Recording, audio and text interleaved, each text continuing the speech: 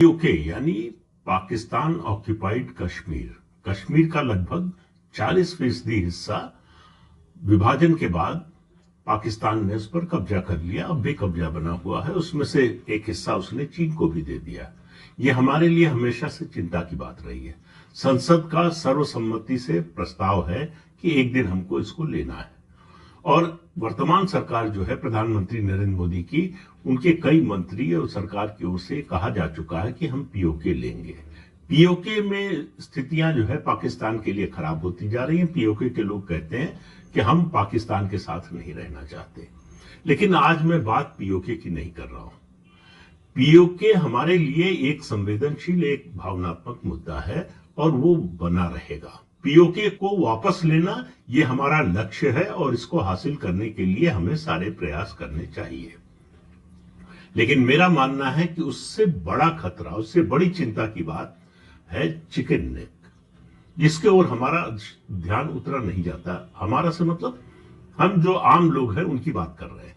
जो हमारे स्ट्रेटेजिस्ट हैं, चाहे वो आर्म फोर्सेस के हों, इंटेलिजेंस के हों, सरकार में बैठे विदेश विभाग के लोग हों, या फिर प्रधानमंत्री के स्तर की भी बात करें, सब जगह उसकी चिंता है। इससे कोई इनकार नहीं कर सकता। लेकिन देखिए, इतिहास में अगर आप मौके चूकते हैं तो आपके लिए समस्याएं होती हैं। 2 मौके हमको मिले जब पीओके के बारे में हम कुछ कर सकते थे, और 2 मौके मिले जब ये चिकन नेक को समझ लीजिए। ये एक 20 किलोमीटर चौड़ा गलियारा है। ये सिलीगुड़ी के पास है, और इसी गलियारे से हमारा पूरा पूर्वोत्तर भारत, यानी जो 7 सिस्टर्स हम कहते हैं, अरुणाचल प्रदेश, असम, मेघालय, मणिपुर, मिजोरम, नागालैंड और उसके अलावा त्रिपुरा, ये 7 जो प्रदेश है, 7 सिस्टर्स जो कहे जाते हैं, पूर्वोत्तर के जो राज्य हैं, ये जमीन से जुड़े हुए हैं सिर्फ इसी गलियारे से हम। तो और इस गलियारे को काटने की बात अक्सर हमारे विरोधी, हमारे दुश्मन करते हैं। ये जो दिल्ली दंगों का प्रमुख मास्टरमाइंड है शर्जील इमाम, इसका भाषण याद कीजिए कि चिकन नेक काट दो, भारत विभाजित हो जाएगा। अब इस तरह की जिहादी मानसिकता वाले लोग जब तक बोलते थे तब तक एक अलग तरह की समस्या थी। अब ये बात बांग्लादेश सरकार की ओर से कही गई है, सीधे सीधे इन्हीं शब्दों में नहीं कही गई है। मोहम्मद यूनुस, जो बांग्लादेश सरकार के सलाहकार के रूप में हैं, वो न तो राष्ट्रपति है न तो प्रधानमंत्री है। वो दरअसल सीआईए और यूएस के डीप स्टेट के पिट्ठू हैं, जिनको बाइडेन सरकार ने बिठाया था शेख हसीना का तख्ता पलट करके। लाखों करोड़ों रुपए दिए थे तख्ता पलट के लिए। ये अब सब सामने आ चुका है। ट्रंप के राष्ट्रपति बनने के बाद से ये चीजें जो है, ये फैक्ट सामने आ चुके हैं। और ये शख्स जो है, ये भारत विरोधी है, इसमें किसी को किसी तरह की शंका नहीं होनी चाहिए। ये अभी 26 मार्च को चीन गया था। 26 मार्च को बांग्लादेश अपना स्वतंत्रता दिवस मनाता है। उसी दिन ये चीन गया 4 दिन की यात्रा पर, और वहां कहा क्या? वहां कहा कि आप आइए और बांग्लादेश को अपना मैन्युफैक्चरिंग हब बनाइए, यहां निर्माण कीजिए, चीन ले जाइए, दुनिया भर में भेजिए, कोई समस्या नहीं है। कहा कि भूटान और नेपाल के पास असीमित हाइड्रो पावर है, वो हम आपके लिए लाएंगे। अब आप देखिए, इस आदमी की बुद्धि पर तरस आना चाहिए। ये बिजली भारत से ले रहा है। अडानी का झारखंड में जो प्लांट लगा है, वहां से बिजली जाती है। तख्ता पलट के बाद जो है पैसा देना बंद किया, तो अडानी ने जो है बिजली देना रोक दिया। फिर किसी तरह से हाथ पैर जोड़ के कुछ पैसे देके फिर से शुरू करा है सप्लाई, और चीन से कह रहा है कि हम आपको देंगे। 100 से ज्यादा टेक्सटाइल पार्क बंद हो चुके हैं बांग्लादेश में इसके सत्ता में आने के बाद से। और इसकी बातें सुन लीजिए। और कह क्या रहा है कि ओशियन के इस इलाके में गार्डियन हम हैं, क्योंकि भारत के ये जो 7 राज्य हैं, ये लैंडलॉक्ड है, इनका समुद्र से कोई नाता नहीं है, कोई लिंक नहीं है। क्यों कि चटगांव जो है, जो बंदरगाह है, पोर्ट है, वो बांग्लादेश में आता है। और आपको ये पता ही होगा कि बांग्लादेश लंबे समय से, प्राचीन काल से भारत के जो अलग अलग साम्राज्य रहे उनका हिस्सा रहा है। चाहे वो गुप्त वंश हो या मौर्य वंश हो, उस दौरान बांग्लादेश आज का जो है, ये भारत का हिस्सा रहा है। अब जो बात कह रहा है ये यूनुस, उसको समझने की कोशिश कीजिए। उसको मालूम है कि भारत चीन के संबंध कितने खराब है, कैसे है। तो वो चीन को बांग्लादेश में न्योता दे रहा है निवेश के लिए, निवेश के बहाने भारत के लिए समस्या पैदा करने के लिए। अब भारत की नेवी इतनी मजबूत हो चुकी है कि जब चाहे वो, चाहे कराची का पोर्ट हो और चाहे फिर चटगांव का पोर्ट हो, उसको ब्लॉक कर सकती है। लेकिन बात उसी से बनने वाली नहीं है। भारत सरकार पिछले 10-11 सालों से लगातार ये जो चिकन नेक है, 20 किलोमीटर का जो गलियारा है, इसको और मजबूत करने के लिए rail, road, multi modal transport के जितने साधन हो सकते हैं वॉर फुटिंग पर उस पर काम चल रहा है। ये काम हो रहा है, लेकिन ये खतरा तो निश्चित रूप से बना हुआ है कि अगर इस रास्ते को बंद कर दिया दुश्मन ने तो हमारे लिए समस्या हो जाएगी, और खास तौर से जो हमारे 7 राज्य हैं पूर्वोत्तर के, उनके लिए। तो मैंने शुरू में बात कही कि 2 मौके आए दोनों मामलों में। कश्मीर के मामले में पहला मौका तो उसी समय जब कबायलियों के भेष में पाकिस्तानी सेना आई थी, तब जनरल करियप्पा उस समय आर्मी चीफ थे, उन्होंने नेहरू जी से कहा था कि 1 महीने का और समय दीजिए, पूरा पीओके वापस ले लेंगे।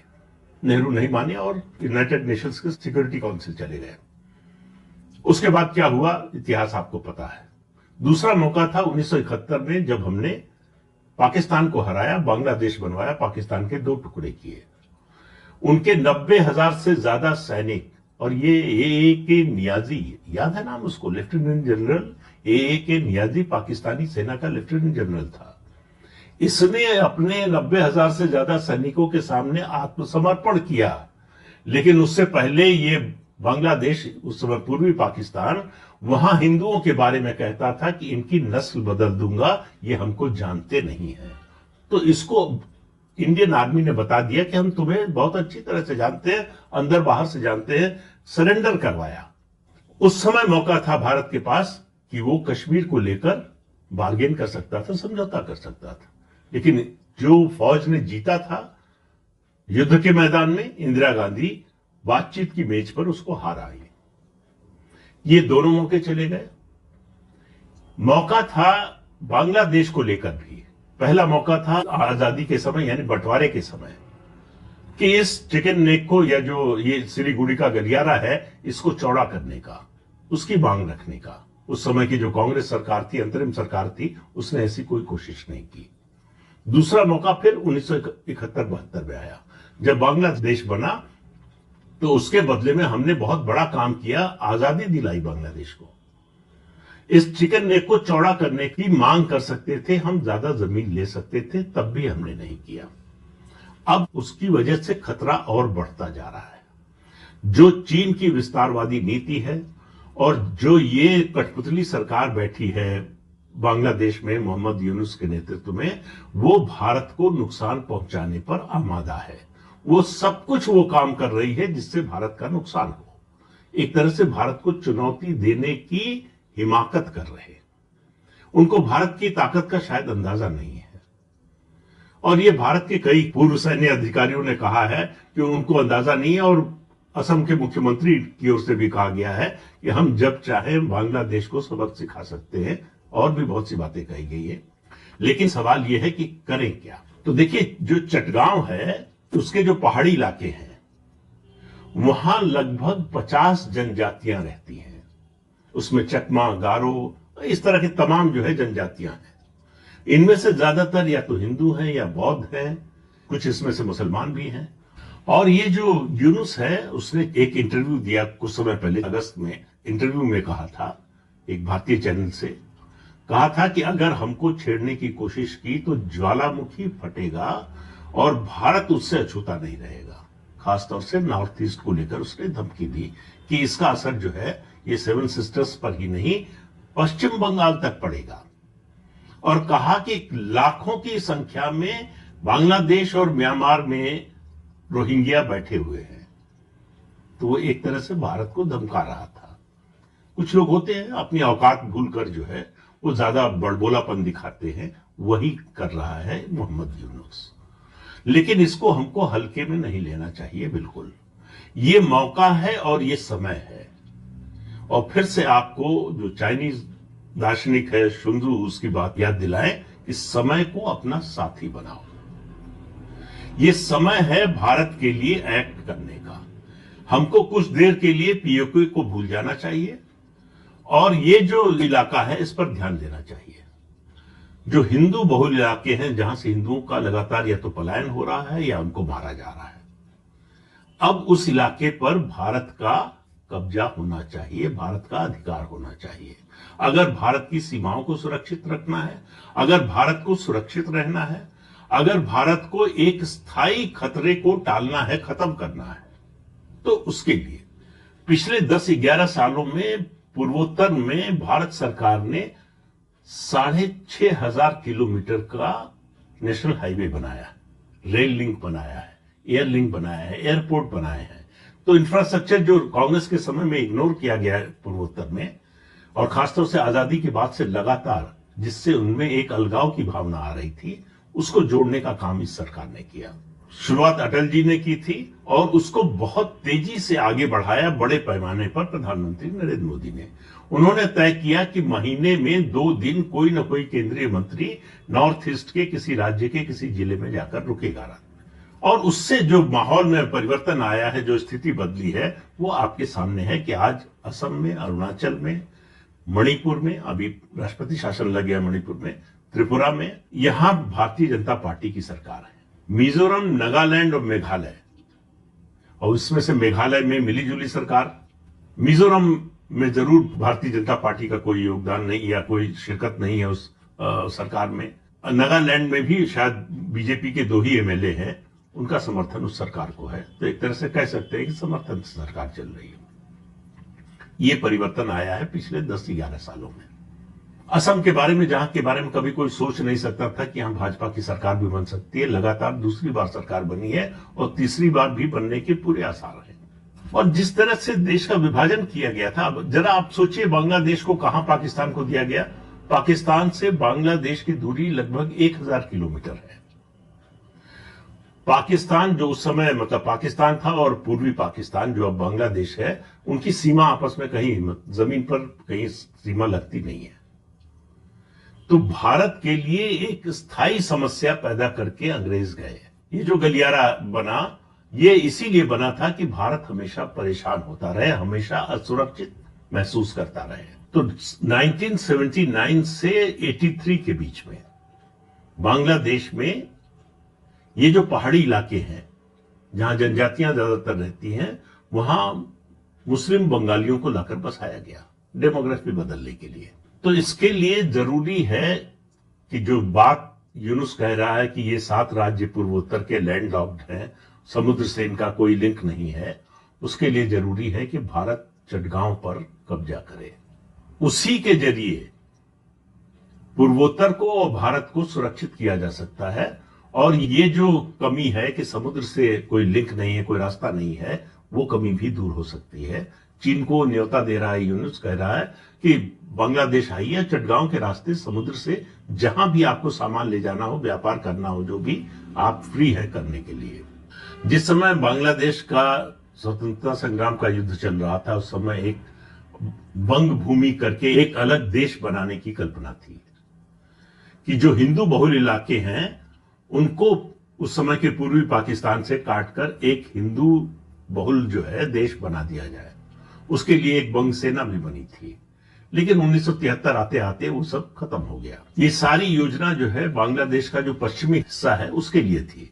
तो इसलिए भारत के लिए जरूरी है कि अगर उसको इस चिकन नेक को चौड़ा करना है, इसका विस्तार करना है, तो राजशाही, खुलना, रंगपुर, इन पर कब्जा करना चाहिए, इनको अपने अधिकार क्षेत्र में लेना चाहिए।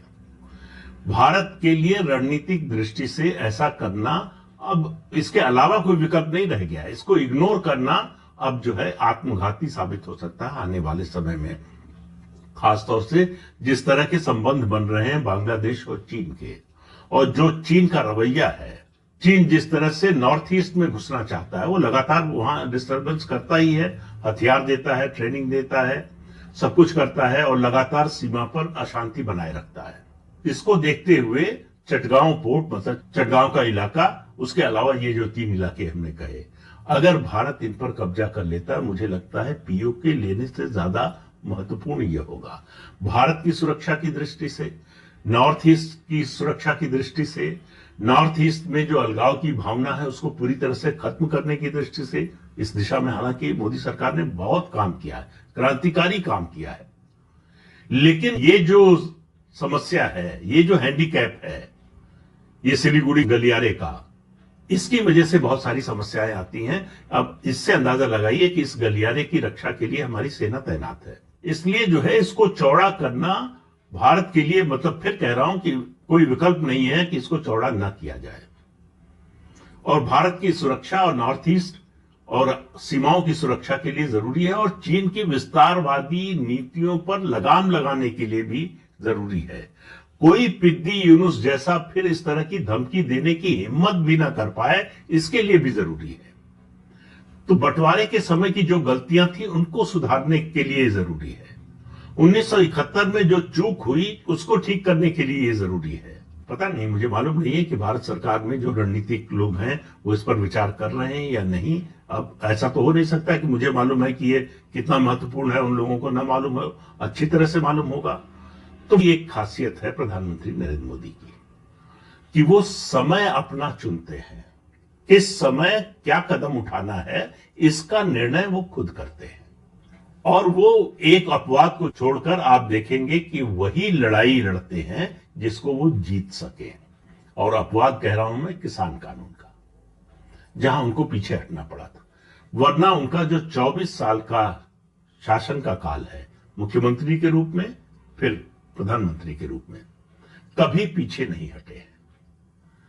तो वो लड़ाई जीतते हैं। फिर सुंजू की याद दिलाता हूं, सुंजू ने कहा था कि वही लड़ाई लड़नी चाहिए जो आप जीत सके।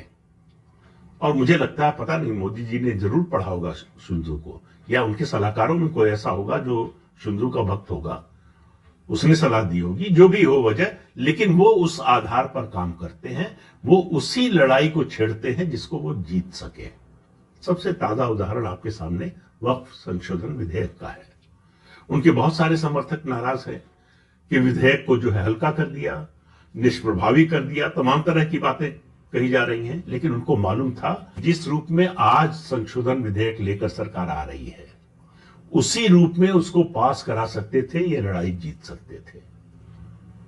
इसलिए उन्होंने उसी रास्ते को चुना।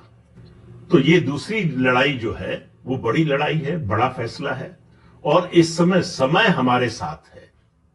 समय मतलब देश में भी और अंतर्राष्ट्रीय स्तर पर भी। मोदी सरकार ने अनुच्छेद 370 खत्म किया, दुनिया में कहीं से कोई आवाज नहीं उठी है। यहां तक कि चीन भी पाकिस्तान के समर्थन में नहीं खड़ा हो पाया। और इस समय तो सबसे बड़ा परिवर्तन अमेरिका में हुआ है, जहां डोनाल्ड ट्रंप राष्ट्रपति बने हैं, जो प्रधानमंत्री नरेंद्र मोदी के दोस्त हैं और भारत के दोस्त हैं। वो अपने देश के हितों से समझौता नहीं करेंगे, ये गलतफहमी नहीं होनी चाहिए कि वो अमेरिका का नुकसान करके भारत का फायदा कराएंगे। लेकिन जहां भारत का रणनीतिक हित सत्ता हो और अमेरिका को उससे कोई नुकसान ना हो, वहां वो भारत का साथ जरूर देंगे, या कम से कम भारत का विरोध नहीं करेंगे, जैसा बाइडेन एडमिनिस्ट्रेशन करता था कि दोस्ती का हाथ मिलाकर पीछे से खंजर मारता था। उस तरह का काम डोनाल्ड ट्रंप नहीं करेंगे। तो इसलिए यह समय है रणनीति पर आगे बढ़ने का।